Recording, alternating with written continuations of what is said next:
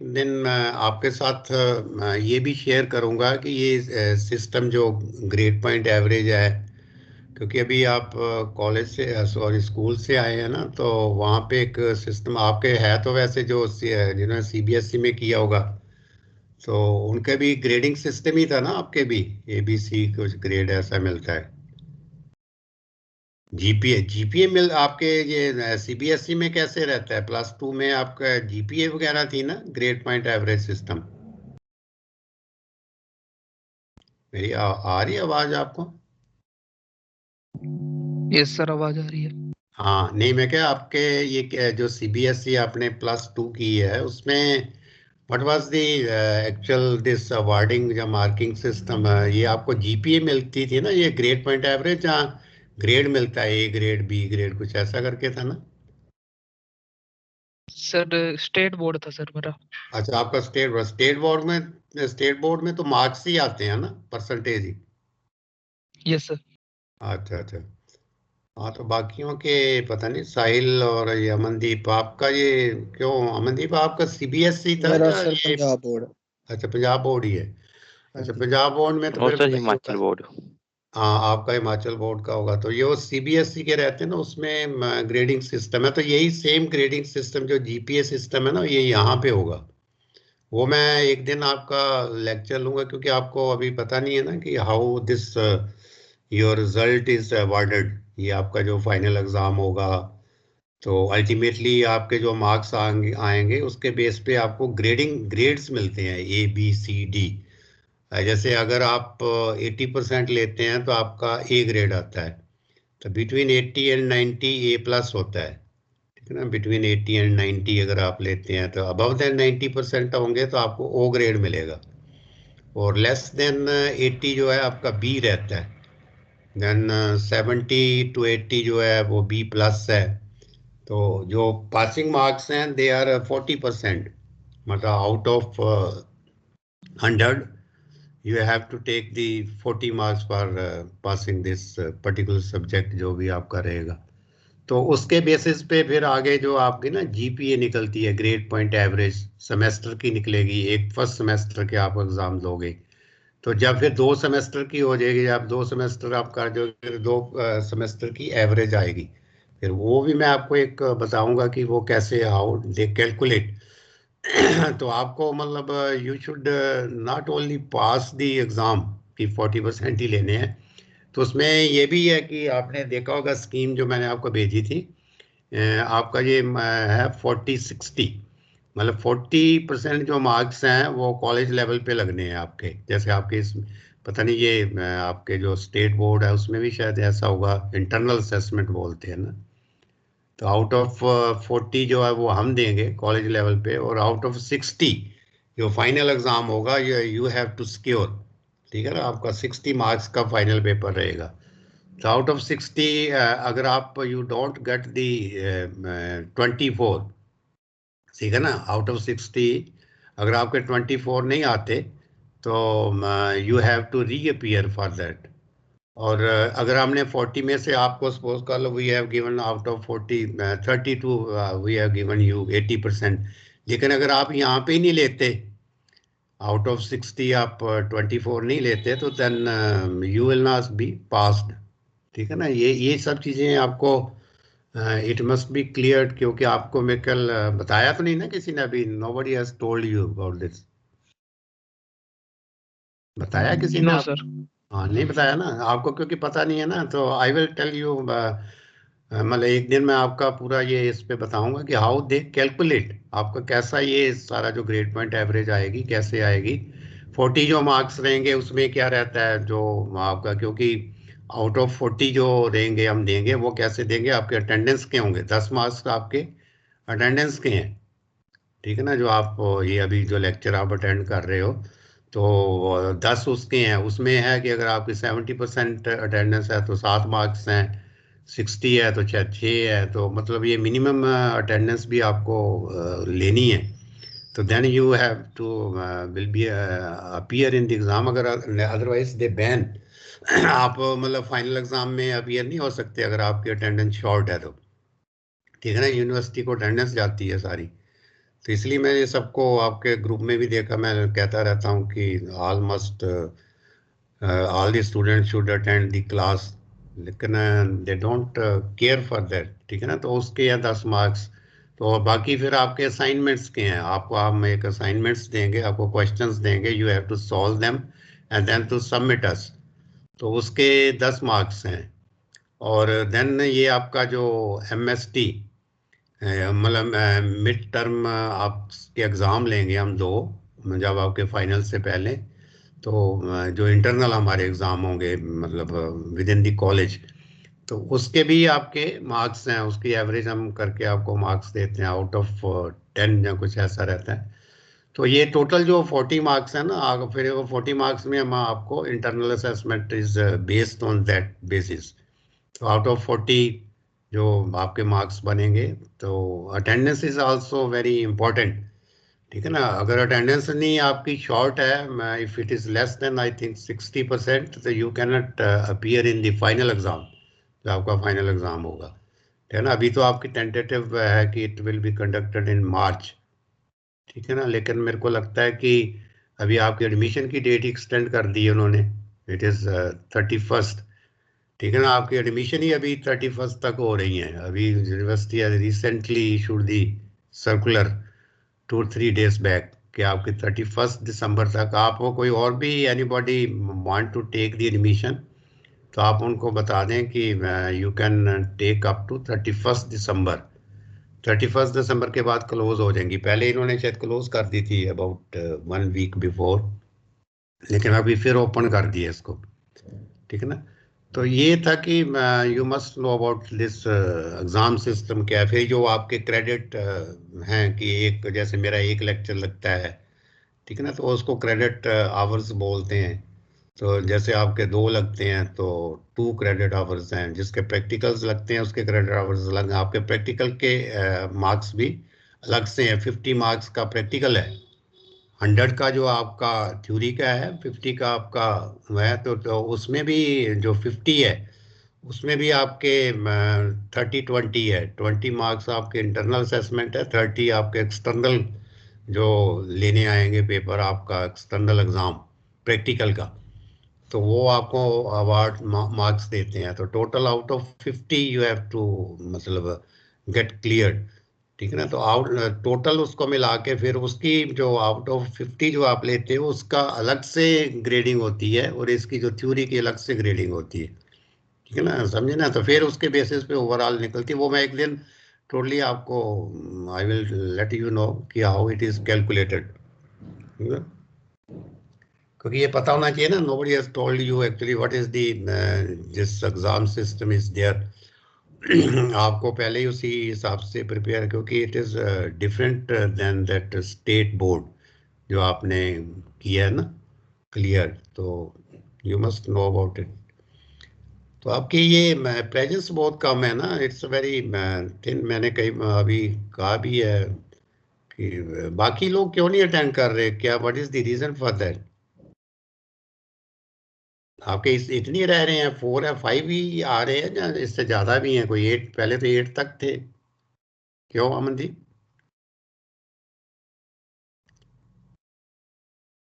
Sir आज तो इतना ही है। हैं आप तो क्या कारण है, कोई आपस में आपकी बात होती होगी कि भाई they are not attending, classes नहीं अटेंड कर रहे ना। अभी इसमें और हॉर्टिकल्चर सर में मेरी तो कितने थे? बात नहीं हुई। हॉर्टिकल्चर की क्लास लगी है, तो उसमें भी आप 4-5 ही थे? Yes sir. अच्छा। हाँ नहीं, वो अभी आज तो वो ऋचा भी नहीं है और फिर अंजलि भी नहीं है। तो पता नहीं क्यों, नेट की प्रॉब्लम्स है, जहाँ कोई फ़ोन की प्रॉब्लम, ऑनलाइन में प्रॉब्लम्स तो है, इसमें कोई नो डाउट इज देयर की। लेकिन अभी देखते हैं कि जनवरी में आपको बुलाएंगे शायद कॉलेज में, क्या है अभी तो ये कोविड ने ही बड़ा चक्कर डाला हुआ है ना। आप देखते रहे हैं कि still the COVID is there, लेकिन आपके फाइनल एग्जाम जो आपके सीनियर्स हैं वो तो उनको देना पड़ेगा एग्जाम। 3 जनवरी से वो स्टार्ट है ना, 3-4 जनवरी से। तो ये है कि आप भी अभी ये राघव महाजन थे, वो भी नहीं लगाते क्लास, पता नहीं क्या, पहले तो स्टार्टिंग में तो लगा रहे थे सब, तो स्टिल आठ लोग तो लगा रहे थे अभी भी, आउट ऑफ दैट ओनली 4, आप 4 लोग ही रह गए। तो उनके लिए फिर मुश्किल हो जाता है ना कि एक्चुअल में जब क्लास नहीं लगाएंगे, at least something you get from this online classes, ठीक है ना। लगता तो नहीं है ठीक online classes, there should be offline, लेकिन कंस्ट्रेंट्स हैं तो इसीलिए शुरू किया हुआ है। चलो कमिंग टू द टॉपिक, जो अभी है हमारा एग्रीकल्चर हेरिटेज। ये आपको लगता तो बोर ही है, लेकिन we have to study it. तो हम ये एग्रीकल्चर हेरिटेज में जो कर रहे थे अभी, जो बिगनिंग ऑफ एग्रीकल्चर, यही क्या था, किया था ना हमने, beginning of agriculture in India, archaeological and historical facts पे, ठीक है ना। On the basis of archaeological and historical facts उसको हमने किया था कि पुराने टाइम में कैसे कैसे इसकी डेवलपमेंट जो हुई, और इंडिया में एग्रीकल्चर कैसे स्टार्ट हुई। तो लास्ट जो ईरा हमने डिस्कस किया था, that was I think it was 1000 to 700 years ago, ठीक है ना। ये हमने किया था, स्टेप बाय स्टेप मैंने आपको इसमें क्लियर किया था। तो आज आपका है actually as per the topic, जो सब्जेक्ट आपका है एंशियंट एग्रीकल्चर प्रैक्टिसेस, आप इसमें लिख लो ना, it is ancient agriculture practices, ANCIENT, ancient agriculture practices. अब ये जो एंशियंट एग्रीकल्चर प्रैक्टिसेस हैं, एंशियंट का आप समझते ही हो कि ओल्ड, पुरानी, ठीक है ना। हमारी पुरानी एग्रीकल्चर प्रैक्टिसेस क्या थी। आज तो आप मॉडर्न देख रहे हो, मैंने इसके बारे में आपको काफ़ी डिस्कस किया है पहले भी, कि how it has develop from the ancient agriculture to the modern agriculture, ठीक है। तो इसमें जो एंशियंट एग्रीकल्चर प्रैक्टिसेस है, इसमें हम डिस्कस करेंगे डिफरेंट जो हमारी,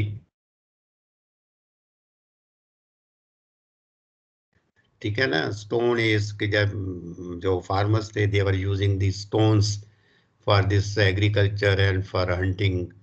तो इसका ये डिफरेंट है।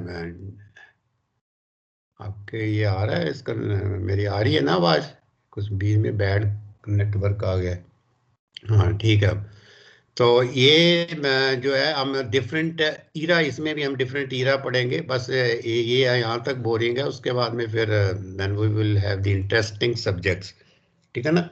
तो इसमें आप you write down the subject जो ऊपर रहेगा, जो आपका टॉपिक है, ठीक है ना। जो आज today's topic is ancient agricultural practices, कि पुरानी हमारी एग्रीकल्चर प्रैक्टिसेस क्या है। तो we will start one by one, इसमें डिफरेंट आपकी है। तो first you write down this paleolithic is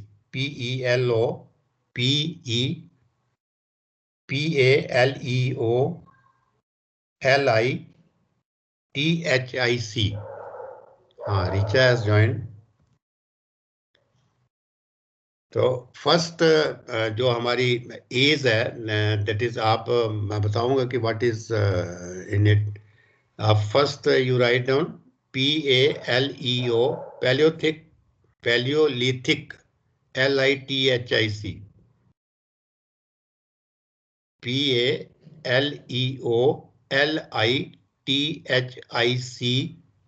ठीक है ना, paleolithic as.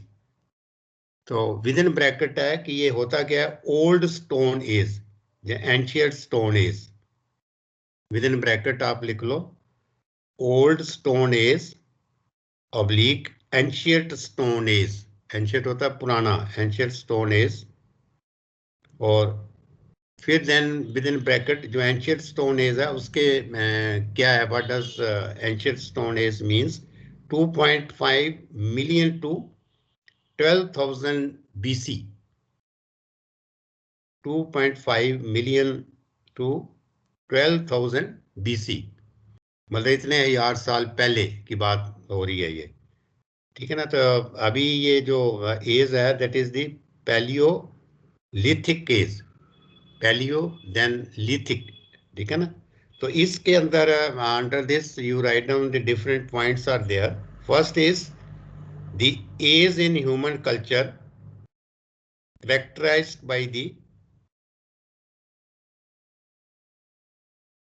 age in human culture characterized by the use of rough or chipped stone tools. तो इसमें क्या था, इस जो ये पर्टिकुलर जो ओल्ड स्टोन एज है, पैलियोलिथिक एज, ये जो ओल्ड स्टोन एज है, इसके अंडर क्या कर रहे थे, what was the human being doing, the age in human culture characterised by the use of rough और चिप्ड स्टोन टूल्स, मतलब जो रफ स्टोन टूल्स थे उसको यूज कर रहे थे, पत्थर के जो टूल्स हैं. और जो second point under this is, this period is characterized by the food gatherers. This period is characterized by the food gatherers. Food gatherers मतलब अपना फूड इकट्ठा करते थे. This period is characterized by the food gatherers and hunters. HUNT, hunters, hunting करते थे, शिकार करते थे. And third is the Stone Age man. ठीक है ना, Stone Age man started making stone tools. The Stone Age man started making stone tools. ठीक है ना, this is the third point under this. Then the fourth is man was essentially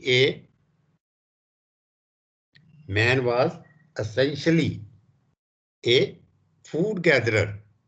मतलब वो अपना जो फूड था खाने का, वो उसको इकट्ठा करता था. He doesn't prepare it. Man was essentially a food gatherer and depend on nature for food.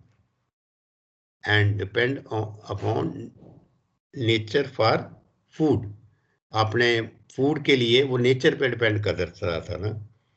और then the fifth point is he learned, उसने सीखा to control fire. He learned to control fire, which helped him to improve his way of living. ठीक है ना, उसने मतलब fire को control करना शुरू किया, और उसने इस जो फायर थी, जब उसने उस पर कंट्रोल करना शुरू किया, तो उसका अपना जो वे ऑफ लिविंग है, उसका रहने का जो तरीका है, उसमें उसको मदद मिली. ठीक है ना, he learned to control fire, which helped him to improve his way of living. At the end of this age, sixth point is, at the end of this age, the modern human being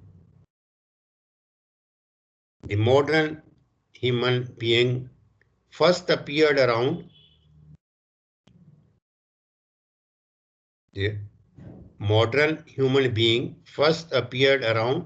36,000 BC. 36,000 BC. तो वो कहते हैं कि जो आजकल, जैसे आज हम, आपको जैसे सब पता ही है कि वी हैव, जो अगर हमारे जो पुराना देखा जाए तो we have come from the monkey. ठीक है ना, तो धीरे धीरे रेवोल्यूशन होता गया, एवोल्यूशन होता गया, तो हमारे जो आज हम मॉडर्न दिखाई दे रहे हैं, तो we have come from the monkey.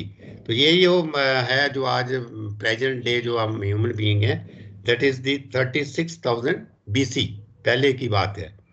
So this is under Paleolithic age. This is Paleolithic age. इसके under these were the 6 point. Then comes the Mesolithic period, MESO. First was the Paleolithic, then the second is the Mesolithic period or Mesostone age. MESO, Mesostone age. दोनों stone age हैं. First was the Paleolithic and second is the Mesolithic period or Mesostone age. तो ये कब से है? This is within bracket आप लिख लो Mesostone age का 12,000 to 7,500 BC. 12,000 to 7,500 BC.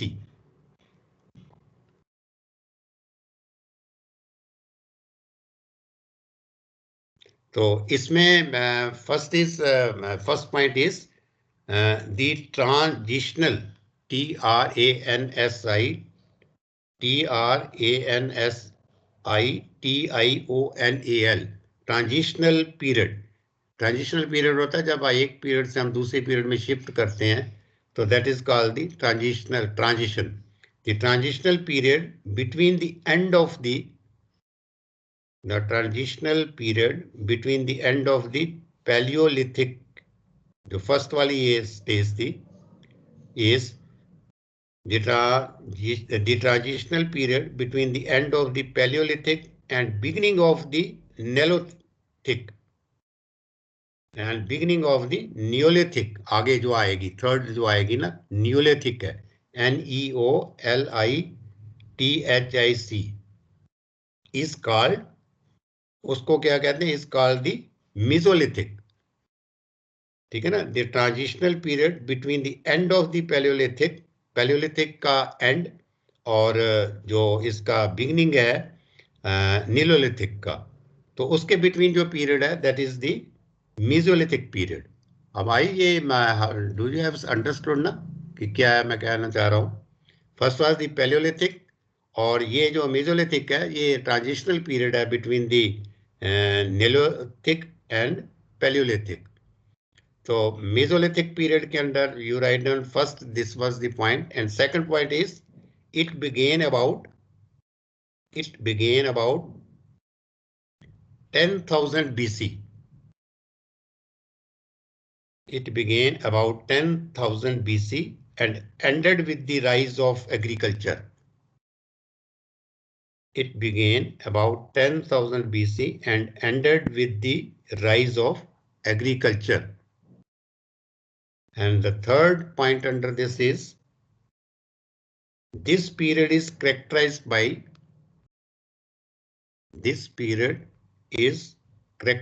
by tiny stone implements. This period is characterized by tiny होता है छोटे, TINY, tiny stone implements called, उनको क्या कहते थे जो टाइनी स्टोन इंप्लीमेंट्स थे, कॉल्ड से microlith. MICRO micro LITHS microlith. और जो फोर्थ है under this fourth point is people lived as food gatherers and hunters. तो सेम ही है जैसे कि वो पहले था पैलियोलिथिक केस में। People lived as food gatherers and hunters. लोगों का जो रहने का जीवन का साधन था वो यही था कि they collect the food. The people lived as food gatherers and hunters. The domestication of the dog. The domestication of the dog was the major achievement. The domestication of the dog was the major achievement of the Mesolithic hunter. The domestication of the dog was the major achievement of the Mesolithic hunter. तो मतलब जो dogs थी उसकी जो है domestication, जैसे मैंने पहले भी बताया था कि they started the domestication of the dogs. मतलब है कि लोग जो अपने डॉग्स थे उनको घर पे रखना शुरू किया। Then comes the जो थर्ड एज है, first was the Palaeolithic, then is the Mesolithic, and the third one is the Neolithic, NEOLITHIC, Neolithic, और इसको कहते हैं न्यू स्टोन एज। ठीक है ना। जो फर्स्ट वाली थी that was the first was the old stone age, then was the meso stone age, and this is the new stone age neolithic. New से बन गया neolithic means new stone age. और within brackets how far it is 7,500 BC to 6,500 BC. It is 7,500 BC to 6,500 BC. So next, under this, the first point is the word lithium, LITHI, जो हमने use किया है word, the word lithium, LITHIUM, the word lithium comes from a Greek word. ठीक है ना? This is the Greek word. The word lithium, LITHIUM, lithium comes from a Greek word. Greek word कौन सा है? LITHO, lithos. The word lithium comes from a Greek word lithos, LITHO. Litho उसका मतलब क्या है? Litho means stone. Litho means stone. और neo का मतलब है, नियो मीन्स न्यू. ठीक है ना? तो ये न्यू स्टोन एज इसलिए बन गया ना, ये this is the new stone as which means stone, और जो neo means new. The human, next point is human settlement. Human settlement in the Indian subcontinent. Human settlement in the Indian subcontinent is from, तो मतलब जो आदमी है उसने एक जगह रहना शुरू कर दिया. Human settlement in the Indian subcontinent is from 7,500 to 4,000 BC. 7,500 to 4,000 BC. So next, under this next point is Neolithic revolution brought a Neolithic, ये जो हम जिसकी बात कर रहे हैं, Neolithic revolution brought a major change in the techniques of food production. Neolithic revolution brought a major change in the techniques of food production. तो मतलब Neolithic केस में major change आया food production का. तो which gave man control over his environment. Which gave man control over his environment. तो मतलब उसने environment को control करना शुरू किया. Which gave man control over his environment and saved him from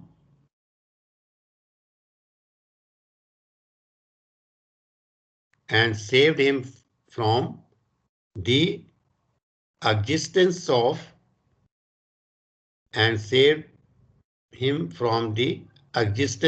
mere hunting and gathering.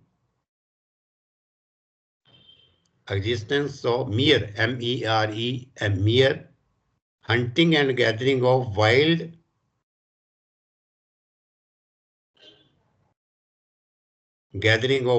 berries, BERRIES. Wild berries. This is some sort of fruit in the jungles. जो जंगल में fruit होता है, wild, gathering of wild berries and roots, ROOTS, roots. So next is third, under this third point is man began to domesticate animals.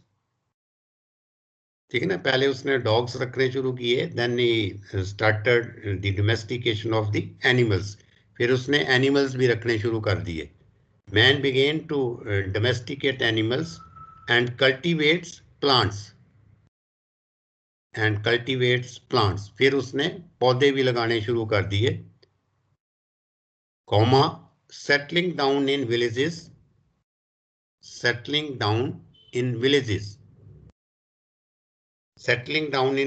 फिर उसने गांव में रहना शुरू कर दिया. He started मतलब settling down in villages to form farming communities. To form, FORM, form means होता है बनाना, to form farming communities. जैसे मैंने आपको सोशियोलॉजी में बताया था कि सोशल ग्रुप्स है, देन कम्युनिटीज आर देयर, तो then to form farming communities. ठीक है ना। अब उसने सेटल डाउन होना शुरू कर दिया और फिर उसने अपनी फार्मिंग कम्युनिटीज बनानी शुरू कर दी। And the fourth one is under this beginning or discovery of agriculture takes place। beginning or discovery of agriculture, अब जो एग्रीकल्चर की बिगिनिंग स्टार्ट हो गई, बिगिनिंग और डिस्कवरी ऑफ, खोज, डिस्कवरी का मीन्स होता है खोज, of agriculture takes place in neolithic period. ये वाला जो पीरियड हम डिस्कस कर रहे हैं, तो इसमें क्या हुआ, बिगिनिंग और discovery of agriculture takes place. Then is fifth one is agricultural revolution has occurred। Agricultural revolution has occurred in Western Asia। Agricultural revolution has occurred in Western Asia during the same period।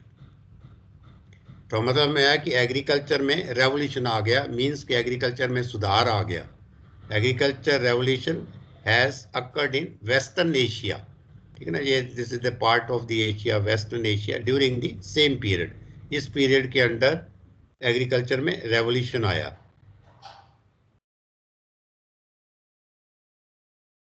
और next is invention of polished store implements. Invention of polished, POLISHED, polished. पहले तो ऐसे ही था ना, rough stone के जो implements थे वो यूज होते थे, लेकिन अभी जो है पॉलिश्ड टाइप जो है, invention of polished stone implements has taken place. Polish stone implements has taken, मतलब ये आयरन के इम्प्लीमेंट्स नहीं थे जो आज आप देख रहे हो agriculture implements, they were not at that period.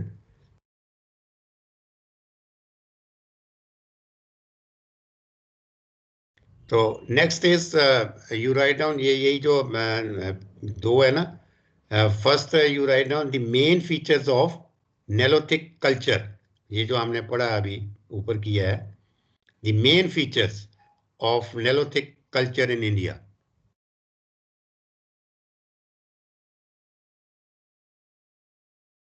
The main features, ये टॉपिक ऊपर लिख लो, the main features of neolithic, sorry neolithic नहीं, मैं वो मतलब रॉन्गली इसको प्रोनाउंस कर रहा हूँ, neolithic, sorry, the main features of neolithic culture in India. तो first under this first point is neolithic culture denotes a stage,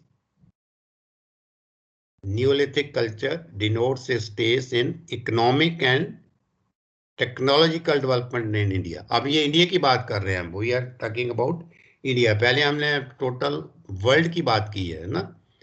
तो main features of neolithic culture in India topic है। Under this first point is neolithic culture denotes a stage in economic and technological development in India. ठीक है ना, मतलब technology जो है इसमें develop हुई इस पीरियड के अंदर। तो second is use of polished stone axis, use of polished stone axis, axis होती है कुहाड़ी, जिसको कुल्हाड़ी बोलते हो आप, यूज ऑफ पॉलिश्ड, ठीक है ना, रफ नहीं थी, that was the polished, use of polished stone axis for cleaning the bushes, जो झाड़ियां थी, जहाँ जो बुशेस थी उसको साफ करने के लिए पॉलिश्ड स्टोन एक्सिस का यूज हुआ। And third is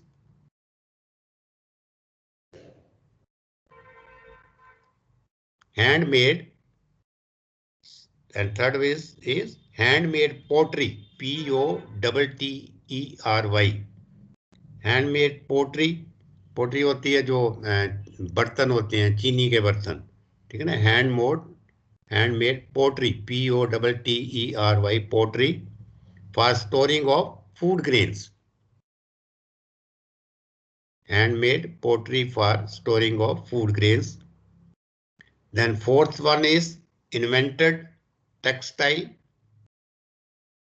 invented textile, textile होता है कपड़ा, invented textile, weaving, invented textile and weaving, textile and weaving. And fourth one is crops पे आ गए अब। Now they have come to the crops, cultivation of rice, ठीक है ना, ये चावल की जो पैदावार थी, जहाँ उसकी जो इसको तैयार करते हैं, cultivation of rice, then banana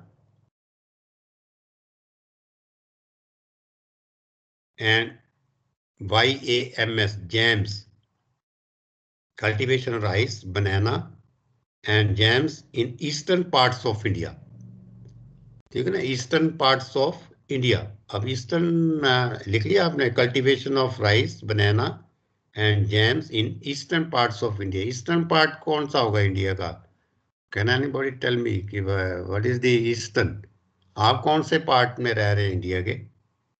where you are living on which part of the India? North. हाँ, आप नॉर्थ में है ना, तो ईस्टर्न पार्ट आपने तो देखा नहीं होगा। I have also missed that.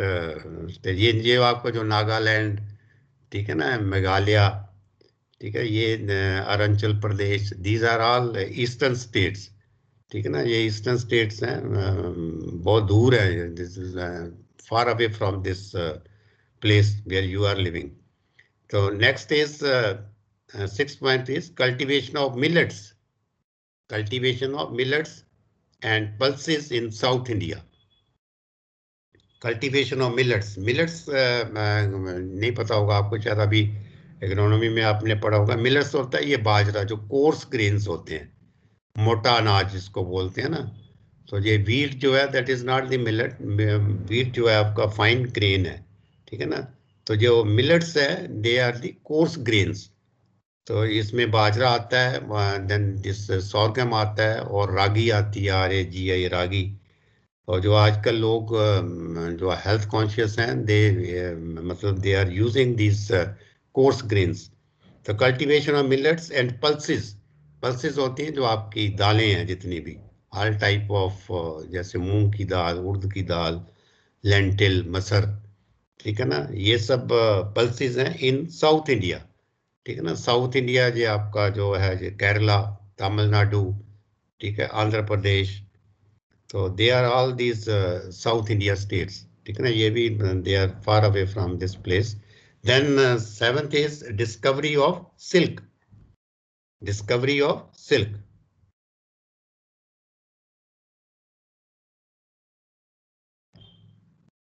तो ये था कि these are the features of the neolithic culture in India. Then is the you write down the spellings, जो सेकंड है CHALO, सेकंड टाइप ऑफ जो कल्चर है CHALCOLITHIC,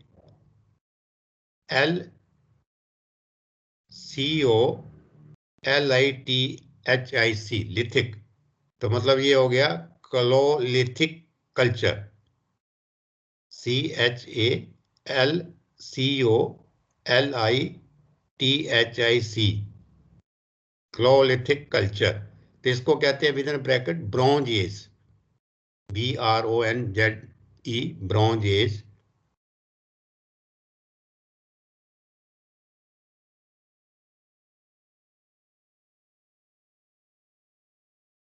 तो इसमें first point is the term chalcolithic, the term CHALCOLITHIC, the term Calolithic is applied to communities. This term is applied to the communities using stone implements along with copper and bronze, ठीक है ना, along with copper and bronze। तो मतलब इस जो age है इसके under bronze और कॉपर के जो इम्प्लीमेंट्स थे, जो कॉपर और ब्रॉन्ज था, वो ये दीज आर दी मेटल्स, इसका यूज स्टार्ट हुआ।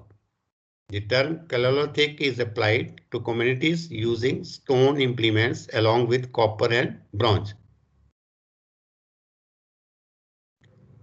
So next point under this second, in more advanced communities, in most advanced communities,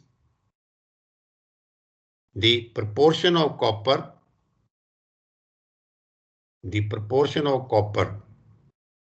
and bronze implements is higher. The proportion of copper and bronze implements is higher than that of stones.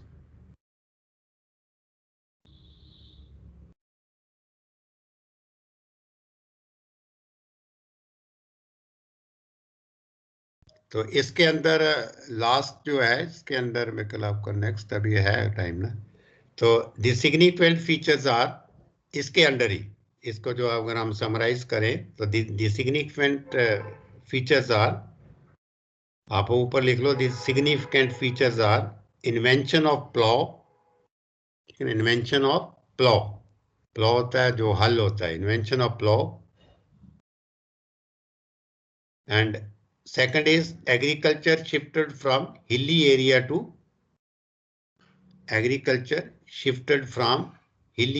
to lower river valley. Agriculture shifted from hilly area. Hilly area होता है जो मतलब आपका, जैसे आप most of you are living on the hilly areas, मतलब जो पहाड़ों में, agriculture shifted from hilly area to the lower river valley. And third is flood water was stored for irrigation, and flood water was stored for irrigation and canals were dug. Canals were dug. Canals मतलब खोदी गई, D-U-G-G, dug. और fourth one is irrigated farming. Irrigated farming started in this period. Irrigated farming जो है इसमें start हो गई, जो मतलब कि जो एग्रीकल्चर थी वो they were using the irrigation facilities. And second, fourth point is sowing of seed by dibbling. Sowing of seed by dibbling. Dibbling मैंने जैसे बताया था कि आपको एक एक सीड हम रखते जाते हैं. Sowing of seed by dibbling with a pointed stick, मतलब स्टिक के साथ उसको उसमें दबा देते हैं, ठीक ना, हाथ से ना करके, मतलब जैसे एक ग्रेन रखा, जहाँ एक सीड रखा, उसको विद द पॉइंटेड स्टिक उसको नीचे कर दिया. तो यही था. This was the which I wanted to discuss with you during this session. ठीक है ना. तो कुछ पूछना, if anybody want to ask any question on this, clarification. ठीक है ना. तो विद दिस आई एंड. आपका नेक्स्ट भी पीरियड आ गया ना. I have taken much time. 218 is there. Your class of English is at 220 ना. 220 पे है. Yes sir. हाँ तो ठीक है, मतलब आई एंड देयर क्योंकि she is waiting for you. एक मिनट, आपके अटेंडेंस इज लेफ्ट.